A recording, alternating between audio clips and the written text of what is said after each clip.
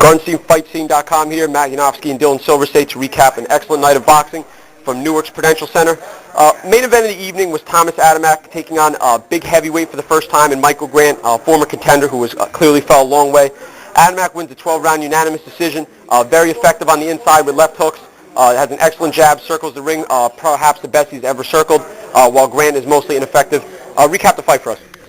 Well, basically, I don't know which if I was more disappointed in Grant or if I was, really excited that Adamek really showed his versatility in his game, really breaking down the long reach of Grant, getting inside the combinations, and then moving out quickly. It really impressed me throughout the fight. Had a couple scares there where he got caught by some heavy hands by Grant, but all in all, really a great showing for Adamek. Absolutely. Michael Grant did have some opportunities. He buzzed him in the 12th round, but the firepower was too little too late. He was the bigger man. When he threw some good shots, Adamek was clearly moving away. With the victory, Adamek moves to 42-1 with 27 knockouts. Grant slides to 46-4 and may seek retirement after this, being it was another bad performance and a loss. Co-main event of the evening was a return of former prospect of the year, Joel Lovechild Julio, scores a 10-round unanimous decision over Philadelphia's Jamal Davis. Davis had a couple nice rounds early on. Julio took over from there. He hurt him at one point, and then he really slowed down from there. Julio has definitely fallen a bit from the guy they once thought he was. Wins a 10-round unanimous decision, but I wasn't all that impressed. If anything, I was more impressed with Davis. If anything, I really expect it to be a short fight, not go more than 4 or 5 rounds. Of course, with Julio's reputation. All in all, there's some fireworks in the middle rounds. Towards the end, it became more of a lull there. But I really don't know what to expect from Julio next. I mean, what is there next for him? I don't know what's next either. He's clearly not one of the top fighters. He did all right with Angulo before getting knocked out. Got stopped by James Kirkland, lost a decision to Sergey Zinzaruk, and also was outboxed by Carlos Quintana in his first loss. He is, I guess, what you would call a contender, a guy who's got his shots, may get one more, but has lost to the upper echelon fighters.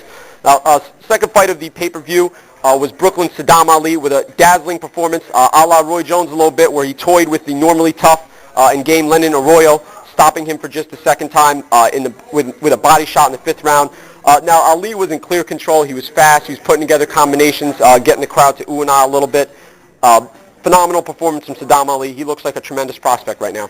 Yeah, Ali was really playing to the crowd, which I think will get more than just your average boxing fan to really come out and watch him, especially down the line if all really comes to fruition and he becomes as good as he should be.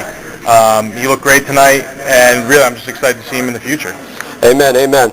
In the opening bout of the pay-per-view, a little bit of a disappointment, not by the winner, by the guy who lost the bout. Jeremy Bryan, coming off his first loss, a knockout in April to Vincent Arroyo. A little bit of controversy there. Comes back, looks pretty good in the first round, boxed effectively.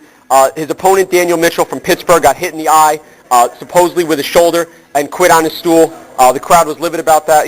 Bryan did what he had to do. It's really hard to assess anything from there, but, he's a good prospect. I think he'll be coming back. Prior to that, off TV, the pro debut of heralded Shmuel Pagan. Interesting story, full Puerto Rican fighter with Jewish heritage. You don't see that every day. 4-round decision over Raul Rivera. Clearly dominated the fight. He dropped him, won every round. What did you think of Shmuel Pagan? I thought great things. He looked wonderful in his first bout. 5 times Golden Glove winner in New York. I know Rivera is obviously not the toughest competition in the world, but it is his pro debut. All in all, he looked very good. Very fast hand speed and a quick defense. Another Golden Glove champion, 3-time New Jersey Golden Glove champion, Tyrone Lucky of Middletown made his debut, literally in the blink of an eye, stopping Larry Yanez in less than a minute, decking him before stopping him on his feet. It's hard to assess since Yanez didn't have anything, but I guess just from what you saw in that little bit, Tyrone Lucky looked pretty good. I believe he's one of those fighters where you're not going to right now claim him as the top echelon right now. It's obviously his debut, but you're also going to say, this kid might have something a little special here. It's all about his training and whether he has it inside of him to really bring it out. And I think he has the skills. Osnell Charles of Atlantic City also earned a 4-round unanimous decision over Hector Collado in a junior lightweight bout. It was a good night of boxing. We had 7, good fights. It was entertaining. The crowd was packed. It was probably the biggest crowd they had for an Adamek fight. I'd estimate around 12,000 people. Assess the card as a whole.